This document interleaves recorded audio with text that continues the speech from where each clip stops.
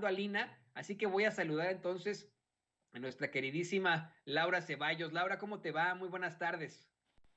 Hola, Toño, feliz lunes, feliz día y feliz semana a todos. Quiero enviar una felicitación especial, sí soy Chaira, y que nació ayer el pequeño Levi Mateo, el hijo de José Ramón López Beltrán, y la verdad es que qué gusto y qué alegría, y le deseo todos los parabienes, las bendiciones y la felicidad que se necesitan en estos casos. Así que bueno, habemos nuevo miembro de la familia López Obrador. Bien, Toño, gracias. Qué bueno que lo mencionas, exactamente, nosotros no lo hemos dicho, pero pues ahí está la felicitación de la queridísima Laura Ceballos a José Ramón López Beltrán, el hijo del presidente López Obrador, ahora que llega otro retoño. Y bueno, le pido a don David que nos grabe, Laura, para comenzar con lo bueno, en lo que se va conectando. Alina, vamos a hablar contigo de este tema. Ya para cerrar con el tema, mucha gente está preocupada, enojada, y me dicen, ya, el presidente habla de él, ustedes también, ya estuvo bueno, ya dejen de hablar de Loretito, de Carlos Loret de Mola, el pseudo periodista, Carlos, los montajes, etcétera, etcétera. Mire, yo le soy perfectamente honesto, es el mismo presidente López Obrador el que quiere exhibir este tipo de casos, y a mí me parece muy educativo, muy didáctico, muy pedagógico, que la gente lo sepa, que la gente esté enterada de este tipo de situaciones. ¿Por qué, querida Laura? Porque específicamente hoy, luego de dar a conocer lo millonario del departamento que tiene Loret en Polanco, lo lujoso que es, luego de que también Sevilla, hace unos momentos el queridísimo Ricardo Sevilla diera a conocer pues más datos sobre ese departamento millonario de Loret de Mola, hoy el presidente López Obrador aseguró que hay que transparentar todo, que por eso exhibe a Carlos Loret de Mola, por eso exhibe al pseudoperiodista, y que no puede decir que no hay relación con lo público. Pues claro que hay relación con lo público en lo que hace Carlos Loret de Mola. Su financiamiento tiene que ver con empresas, con gobiernos, que por eso es dinero del pueblo y todo esto hay que transparentarlo. También por eso yo quiero hacer claro este tema. Si nosotros lo sacamos aquí en Sin Censura, no es porque tengamos algo personal con Carlos Loret de Mola, porque soñemos con él, o otro tipo de situaciones. Ni es personal, yo se lo he dicho una y otra vez y me lo llego a encontrar en un parque, cuando voy a comer mi lunch con mi sándwich allá a un parque, hasta me sentaré en la misma banca que él. No platicaríamos de política, seguramente, pero pues me valdría que eso, su existencia como ser humano, pues, ¿no? O sea, se le respetaría por lo que es. Ahora bien, lo seguiremos cuestionando, lo seguiremos criticando, pero no crea que es una intención absoluta de sin censura. Lo que estamos buscando aquí es ser transparentes y que se exhiba a los que no son periodistas, que se exhiba a los que tienen, pues vamos, un gran sartén por el mango en esas esferas del poder y que están afectando a México con sus, pues, chicanadas, con sus montajes. Te escuchamos, querida Laura. Mira, en efecto, a ver, hay que entender que no es porque sea santo de nuestra devoción, ni estemos enamorados y no podamos hablar de otra cosa que no sea Loret. Pero porque sí es importante hablar de él y hablar de quienes se dedican constantemente al golpeteo, porque hoy nosotros somos privilegiados, estamos del otro lado de sus mentiras y de sus calumnias y de sus ardides. Pero ¿por qué hay que hablar de ellos? Porque hay que señalar que quien les paga por decir lo que dicen y aparentar lo que en teoría son, tienen como intención clara justamente robarle a la verdad ese elemento de difusión que merece. Es decir, al monopolizar ellos la información, y me refiero a ellos que deben de ser 2 o 3 megapoderosos, entre los que están, por ejemplo, el señor Claudio X y algunos otros también con agendas internacionales. Lo que buscan es demostrar quién tiene el poder y quién dicta agenda y quién decide lo que debes pensar y hacer y comprar y decir y qué hashtags tienes que usar. O sea, ellos manipulan la información y obviamente tienen sus caballitos de batalla. En este caso, Carlos Loret es de los que mejor lo hacen en términos de que como no tiene pudor y no tiene ningún apego realmente útil, sino nada más al dinero porque es capaz de comprar un departamento de 48 millones de pesos. O sea, yo con todo respeto, no estoy diciendo que el lujo sea feo, pero llega a ser tan asquerosamente inalcanzable que la verdad, quien puede pagar 48 millones de pesos para vivir es porque adentro no tiene nada para ser feliz. Entonces, independientemente de la parte no humana de este sujeto que se dedica a decir las noticias, y de verdad yo vuelvo a hacer, siempre hago la aclaración, y el otro día la exdiputada Ángeles Huerta me regañó porque le decía yo, es que yo no soy periodista, porque yo no estudié periodismo, pero sí me apego como abogada, como persona normal, aunque no tuviera ninguna profesión.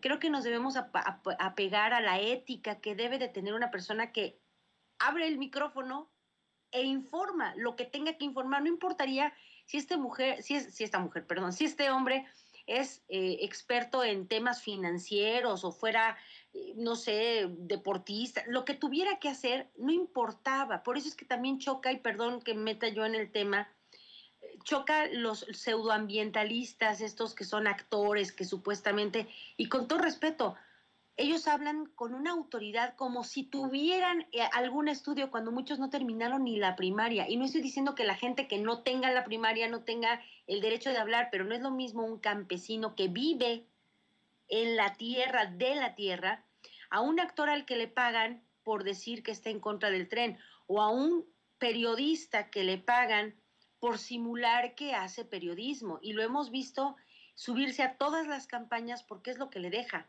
Y con todo respeto, pues él hace su trabajo desde esa trinchera porque es lo que a él le vale, a él le interesa la lana. Qué bueno, si es un mercenario, pues qué bueno que se desenmascare. Pero hay que hablar de él precisamente, Toño, porque es necesario que la gente que aún lo escucha y que tiene todavía eh, puesta su credibilidad en las mentiras que tejen alrededor de la verdad para que aparezcan como mentiras o como falacias o como incumplimientos de parte del gobierno, la gente se entere cuál es su verdadera intención y su verdadero rostro. La intención de Loret de Mola es seguir cobrando. Y quienes le pagan tienen ganas de defenestrar al gobierno actual para hacerlo ver como que es igual que los demás. Entonces, esa es la razón, amigos. No es por machacarles el hígado, ni por hacerlos sentir mal, ni porque nos encante el morbo. Simplemente porque a este sujeto, como a todos los demás, hay que exhibirlos en su verdadera naturaleza. En este caso, ellos son sicarios de la información. Pagan precisamente grandes sumas de dinero para que estos sujetos hagan lo que hacen. No tienen pudor, no tienen rigor periodístico, no tienen respeto por la profesión que ejercen, aún sin título, no tienen respeto por las audiencias, tratan a sus audiencias como imbéciles, como gente que no tiene la capacidad de razonar. Eso es lo que hay que hacer todo el tiempo, demostrar cuán miserables son, porque a eso se dedican. Entonces, no es que nosotros nos ardamos, porque es un poco la idea de, ay, ustedes son unos ardidos, déjenlos en paz. No, es que si ellos mienten, tú en la Constitución, Toño, tienes el derecho de informarte libremente sin que te cuenten mentiras entre el punto de la noticia del de origen y lo que te llega a los oídos. Y lo que hacen todas estas gentuzas, estos personajes mediáticos, es distorsionar la realidad para que a ti te llegue de una manera completamente desasiada, fuera de la realidad, y que te cause un enojo el saber que el presidente dijo, no hizo, hizo, porque ellos tienen esa agenda. Entonces, no es molestarnos, amigos, y a mí tampoco, o sea, yo no me sentaría con él, Toño, la neta, yo no, capaz que me hace mal de ojo, no me sentaría con él, pero sí hay que entender que es su profesión la que lo pone en el centro del huracán de fenestrarlo a él como sicario mediático. No es otra cosa, no es molestarlos. A mí me choca su voz, o sea, no soporto ese tonito como que habla así, que se va a desgarrar, no lo soporto. No lo soportaba ni cuando estaba en Primero Noticias, o sea, cero. Pero es lo que hay. Por eso hay que desnudarlos en su verdadera naturaleza para que la gente no caiga en el garrito de que se desgarra la garganta diciendo la verdad. Es un sicario mediático. Totalmente de acuerdo, querida Laura. Y mira, fíjate, tenemos varios mensajes, ¿no? Tenemos ahí a Alfredo Becerra que dice, ¿vas a seguir hablando de Loret?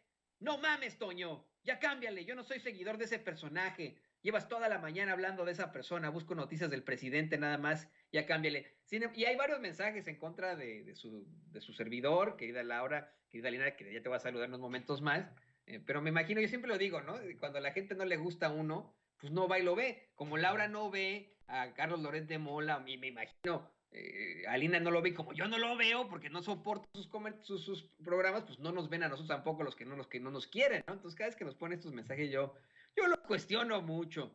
Y ahora sí, le pido a don David que nos grabe para darle la bienvenida a Alina Duarte. No pudimos hacer la conexión desde el principio, pero vamos con Alina con su comentario precisamente sobre esto. Te saludo primero, querida Alina, y te comento, estamos hablando de por qué seguir con el tema, por qué darle más vuelo a la hilacha, por qué, a pesar de que nos cuestionan algunas personas en el chat, por qué seguir hablando de Loret. Se lo cuestionan también al presidente López Obrador una y otra vez. Le dicen, oiga, presidente, o sea, creemos que lo mejor sería, pues ya dejar el tema de Loret por la paz. Le está usted dando argumento, le está dando más poder a un personaje como él, a un pseudo periodista que todos conocemos como los montajes, por la serie de montajes que ha hecho. ¿Para qué darle más fuerza?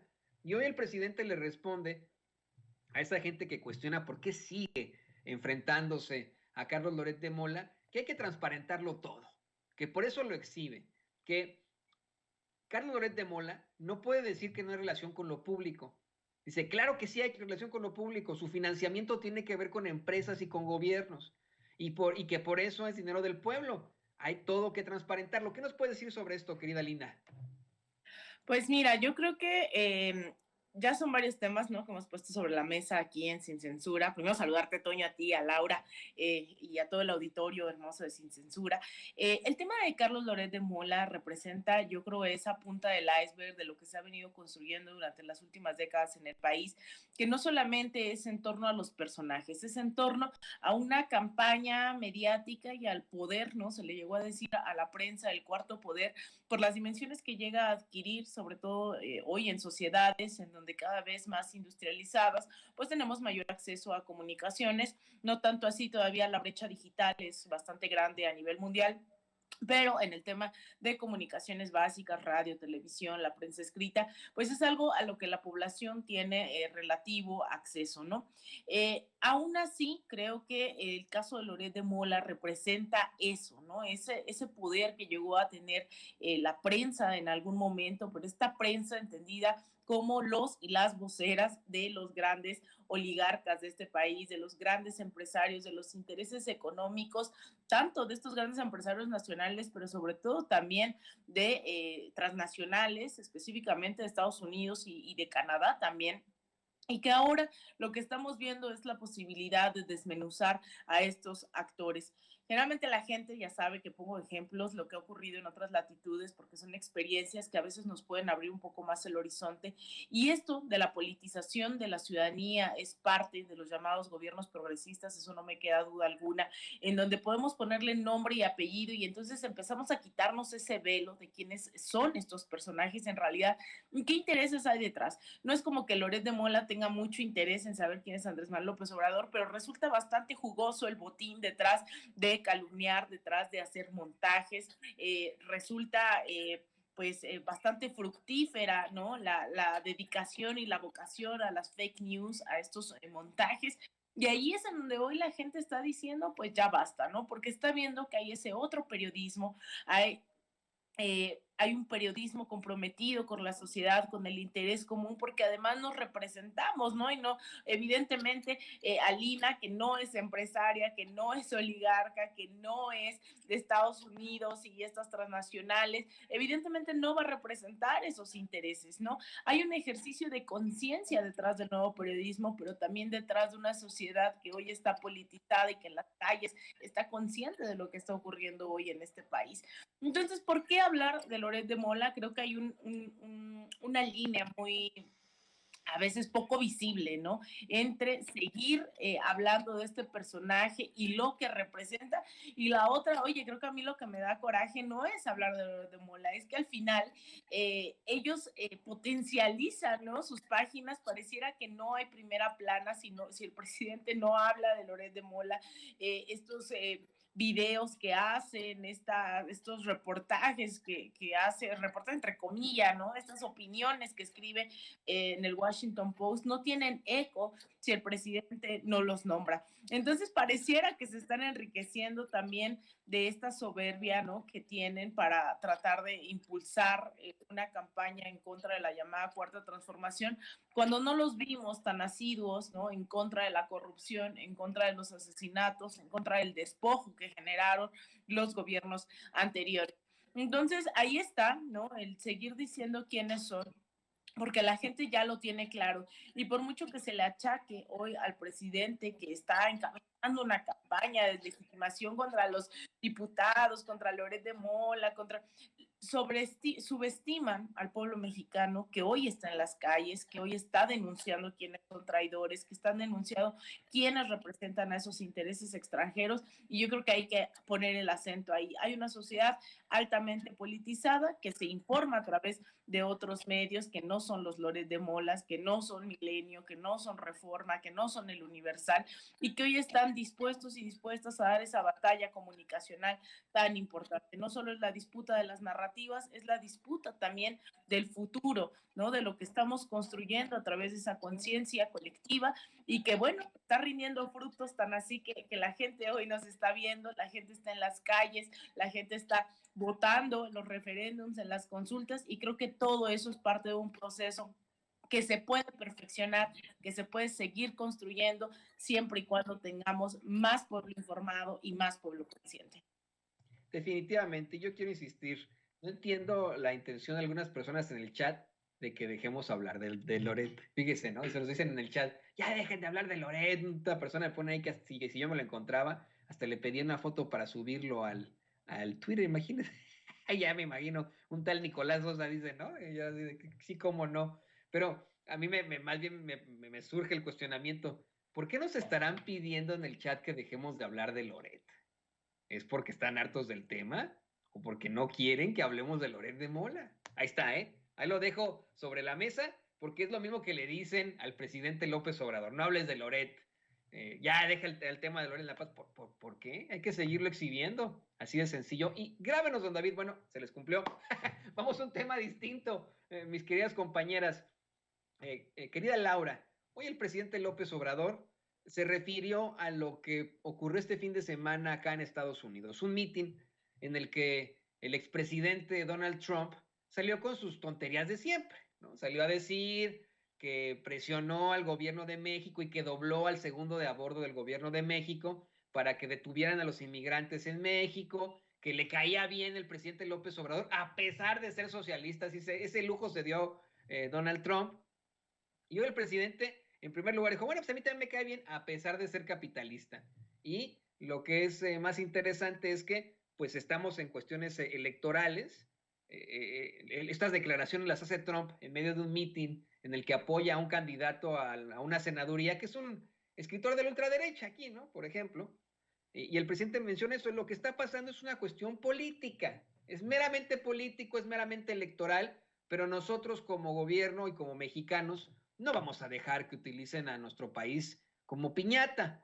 Lo que sí aclara el presidente es que casi lo dice de forma coloquial como todos los mexicanos. Así es Trump, así es ese güey.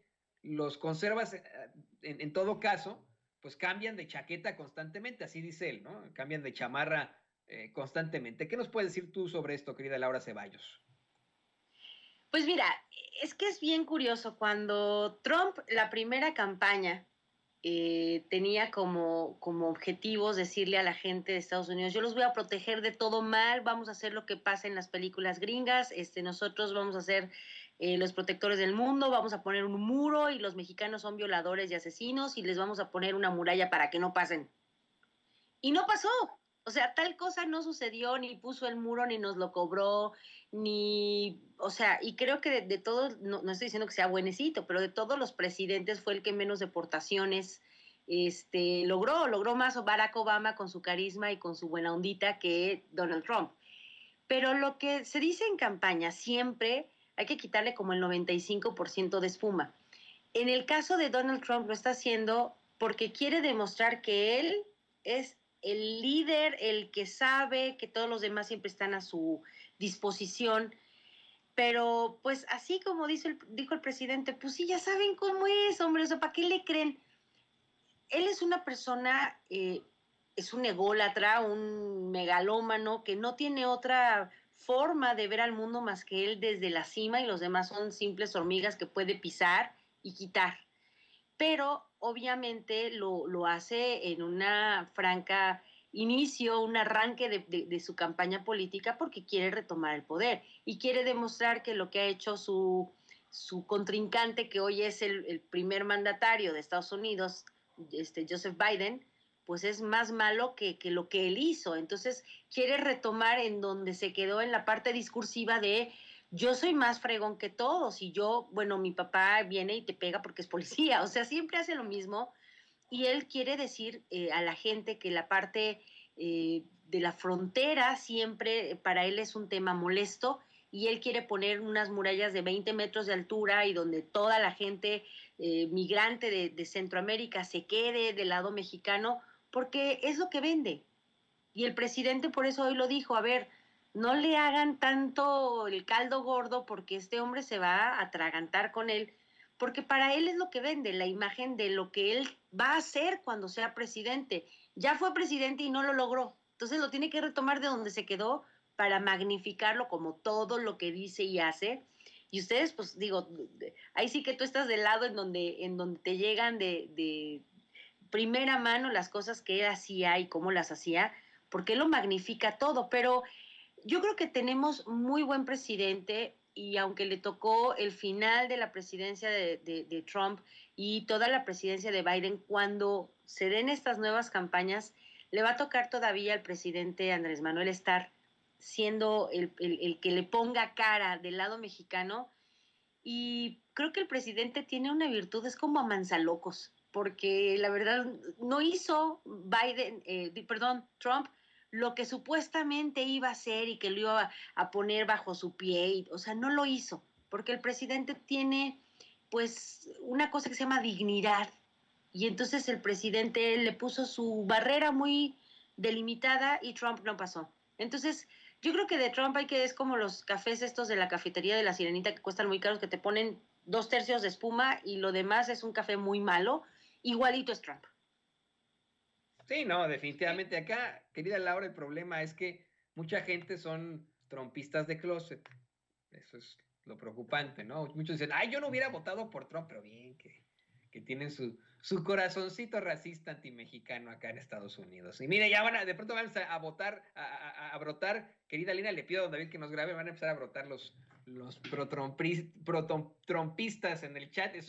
Uno empieza a hablar de Trump y salen los bots ahí que lo aman y que lo defienden. Imagínense, eso sí no se la creo a los bots, ¿eh? Cuando dicen, yo no soy bot, Toño, pero estoy a favor de Trump. ¿Sí, cómo? Pues si Trump nos llamó violadores a los mexicanos, Trump híjole, nos puso como narcotraficantes, una persecución horrible durante su término como presidente a los mexicanos, a los hispanos en general, a los inmigrantes, no les creo pero ni poquito, ¿no? Que me dicen, yo no soy bot, Toño, pero apoyo a Trump, sí, como no. Ajá. Pero bueno, querida Alina, tú que siempre eres muy, muy clara con tus pensamientos, con tus ideales, quiero explorar precisamente esa parte en la que el presidente López Obrador se burla de la declaración de Trump sobre su socialismo, ¿no? Dice Trump en el meeting que tuvo este fin de semana que le cae bien López Obrador, aunque sea socialista. Y hoy el presidente López Obrador dice, sí, pues a mí también me cae bien Trump, aunque sea capitalista, ¿no? Y al fin y al cabo, queda muy, muy claro, queda muy clara la opinión, la opción de precisamente la ultraderecha en el mundo, una ultraderecha que es cambiante y que con tal de convencerle a usted que nos ve y que nos escucha, bueno, pues pueden ser ambientalistas, pueden ser feministas, pueden ser luchadores por los derechos humanos. ¿Qué nos puedes decir sobre esto, querida Alina Duarte? Mira, Toño, en realidad la política en Estados Unidos ha girado tanto a la derecha durante las últimas décadas que cualquier cosa que no sea de ultraderecha es considerada socialista o comunista, ¿no? No simplemente es una campaña que hemos visto postguerra fría, sino que es real. lo hemos visto en las últimas elecciones presidenciales, un fenómeno como el de Bernie Sanders que aglutinó a millones de personas en torno a educación, en torno a salud, en torno a derechos que ya están establecidos a nivel global, que tendría que tener acceso a la población, y que en Estados Unidos vira tanto a la derecha y tiene tanto eco esta cultura, esta ideología neoliberal, ¿no?, capitalista, que cualquier cosa que sea un derecho pareciera que efectivamente la gente es comunista. Y en ese sentido, México para Donald Trump ha significado eso, y no es la primera vez que se refiere así al gobierno de México. Un Donald Trump que tú lo recordarás, Toño, en aquellos momentos durante las elecciones, cuando lo cubríamos aquí. Yo estaba en Estados Unidos, y yo recuerdo mucha de la gente diciendo: es que tú apoyas a Biden, y decía: yo no apoyo ni a Biden ni a Trump. Hay que acabar con esta cultura, ¿no? No solamente neoliberal, sino profundamente capitalista, imperialista, y que el establishment en Estados Unidos significa tanto republicanos como demócratas. Y yo entendía que había un eco dentro de cierta población latina por el presidente Donald Trump en términos sumamente nacionalistas. Para quien no le siguió tanto la pista a Donald Trump, pues fue un poco ese efecto del outsider, ¿no? Un personaje que venía de fuera de la política de Estados Unidos y que era un poco como nuestro Vicente Fox, que se vendía, ¿no? Que además, incluso, así como en México decían que Vicente Fox no iba a robar porque no necesitaba dinero, bueno, un poco esa era la lógica también con Donald Trump.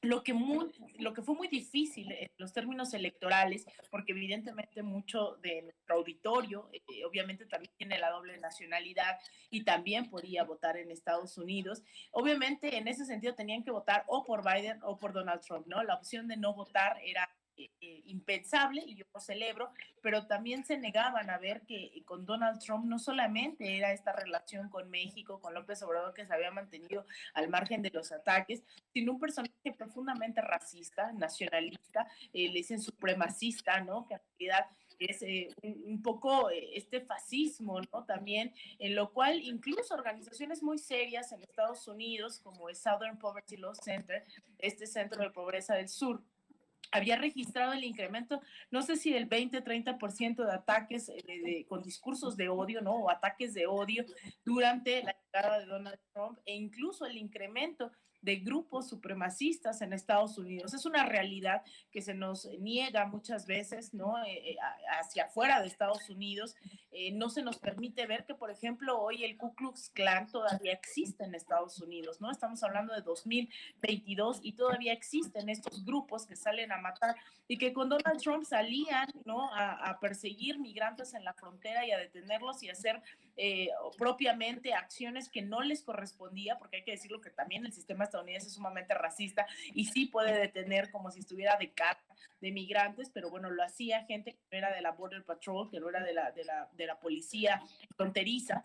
Y ese era el tema de Donald Trump. Ahora, también, y con esto quisiera como concluir y profundizar también el debate con nuestro auditorio, decir que Andrés Manuel López Obrador está en su rol de presidente, y él lo dijo en julio del año pasado: él no se va a poner con Sansón a las patadas. Lo decía en el aniversario del natalicio de Simón Bolívar, 10 meses antes, semanas antes de la cumbre de la CELAC. Y ese discurso para mí es histórico porque hace una radiografía de las necesidades de México en política exterior y de la urgencia de cerrar lazos con América Latina. Y también de decir que Estados Unidos ya no es ese gobierno que solía ser décadas atrás, ya no tiene ese poderío, y que lo basa sobre todo en lo militar, porque financieramente tiene deudas brutales Estados Unidos, pero aún así hay una dependencia financiera a través de organismos como el Banco Mundial, como el Fondo Monetario Internacional, hacia nuestros países. Y Andrés Manuel no va a decir lo que hace Estados Unidos tan abiertamente, pero nosotros sí podemos, y nosotros sí podemos profundizar ese debate, podemos profundizar en estas acciones, porque yo no creo que los migrantes tengan que ser tratados como moneda de cambio, y yo no creo que México tenga que aceptar políticas tan denigrantes como quédate en México, violando todos los tratados internacionales, y yo no creo que México tenga que poner y desplegar a miles de militares, a miles de la Guardia Nacional, así sean de la Guardia Nacional, haciendo el trabajo sucio de Estados Unidos contra los migrantes, ¿no? Contra quienes nosotros hemos dicho que se les respeten sus derechos en Estados Unidos, pero en México todavía es un viacrucis ser migrante en este país. se les vulnera sus derechos de forma atroz y el colonialismo y el racismo está dentro de instituciones como el Instituto Nacional de Migración. Y eso hay que denunciarlo y eso hay que concientizarlo dentro de la población mexicana para no decir es que no teníamos de otra o es que Andrés Manuel lo está aceptando, ¿no? Yo creo que el presidente no se va a meter en esas batallas, pero nosotros sí tenemos que profundizar esos debates y decir cuál es el rol que nos toca a los mexicanos en contra del racismo, en contra del imperialismo y denunciar personajes que lamentablemente, ¿no? En esta lógica del buen vecino nos toca también negociar con el vecino del norte y que de por medio están los pueblos. Y hay que hacer política entre pueblos, y hay que organizarnos entre el pueblo mexicano y el pueblo estadounidense, y si el gobierno mexicano representa al pueblo mexicano, oh, pues entonces vamos, ¿no? A negociar, pero con esa dignidad. Y yo creo que lo que hoy está de fondo es que todavía no tenemos esa relación entre pares en donde todavía Estados Unidos, con la mano en la cintura, nos dice qué hacer en política migratoria. Yo creo que podemos hacer mucho más y que desde estos espacios podemos hacer conciencia para consumir incluso cosas tan básicas, ¿no? Como dejar de consumir a las transnacionales que se están robando nuestra agua, como Bonafont, como Danone, como Coca-Cola, empezar a consumir local, respetar el territorio, llamar a la defensa de nuestros territorios y profundizar, ¿no? En esos debates para que después sí podamos hablar entre pares con un Estados Unidos que se cree dueño del mundo, que cree que somos su patio trasero y que evidentemente Andrés Manuel no lo va a hacer de manera frontal porque entonces nos metemos en una guerra, ¿no? O sea, no es el rol del presidente, pero sí de nosotros, de seguirnos informando y seguirnos politizando para acabar con este poderío en lo que cabe, dentro de lo que cabe, ¿no? En nuestras manos, porque evidentemente no podemos hacerlo todo, pero sí confrontar este tipo de situaciones con personajes tan terribles, ¿no? Como lo son Donald Trump, pero también como lo son los demócratas, que son muy cínicos, que son muy doble cara, y también obviamente con los republicanos. Así es, qué bueno que lo mencionas, Alina, es absolutamente necesario que se tome de esa forma, no como que se dobló ante el gobierno de Estados Unidos, pues no, se llama diplomacia y se llama buena diplomacia en cuanto a enfrentar un gobierno hostil, un gobierno de ultraderecha, y en cuanto, pues vamos, a un personaje que es un loquito, ¿no? Y que tenía en sus manos al gobierno del país más poderoso del mundo. Querida Lina, por favor, compártenos tus redes sociales para que la gente se siga poniendo en contacto contigo. Como siempre, te agradecemos infinitamente tu participación aquí en Sin Censura. Compártenos, por favor, tus redes sociales. Muchísimas gracias, Toño. Pues yo las y los invito a toda la auditoría que me sigan en Twitter, en @Alina Duarte _, en Instagram _Alina Duarte, en facebook.com /Alina Duarte periodista y también en mi canal de YouTube. Vayan, suscríbanse y pues nos vemos el resto de los días en Sin Censura Nocturno y aquí todos los lunes también en esta mesa con mi comadre Laura. Te mando un abrazo, Laura, a ti, Toño, a Ceci, a todo el equipo y también al auditorio de Sin Censura. Lo mismo, te agradezco muchísimo a ti, Laura Ceballos Alcázar, por esta pues excelente participación hace unos momentos. Por favor, también compártenos tus redes sociales. Te agradecemos que estés dando una respuesta muy puntual también en nuestros chats. Ahí te estamos leyendo en estos momentos. Compártenos también, por favor, tus redes sociales, querida Laura. Bueno, pues a mí me pueden seguir en Twitter como @CeballosLaura, en Facebook como Laura Ceballos, y estamos haciendo todos los días trabajo en Sin Línea MX. Los invitamos a las 11 de la mañana de lunes a viernes, y eso cuando no haya que salir a trabajar como abogada, pero a las 11 de la mañana todos los días con diferentes temas, siempre relacionados a la política, porque pues lo mío es la política y no me ando cambiando de chaquetas. No vayan a creer que hoy soy feminista y luego ambientalista. No, señores. Nosotros hablamos de política y de derecho electoral, pero siempre con la responsabilidad de respetar la inteligencia de la gente que nos hace el favor de vernos. Y hoy aprovecho el comercial, va a estar nuestra queridísima Antares Vázquez a las 8:10 de la noche en Sin Línea MX, hablando con Chato Carreón, con Pepe Arias y con Eric Gutiérrez, hablando de todo lo que pasó en estas últimas 2 semanas y de lo que viene para la cuarta transformación. Así que los esperamos a las 8:10 de la noche hoy para hablar con Antares Vázquez. Muchísimas gracias, Toño, y un abrazote a mi querida Alina. Muchas gracias a ti, Laura. Gracias, Alina. Les mando todo mi cariño.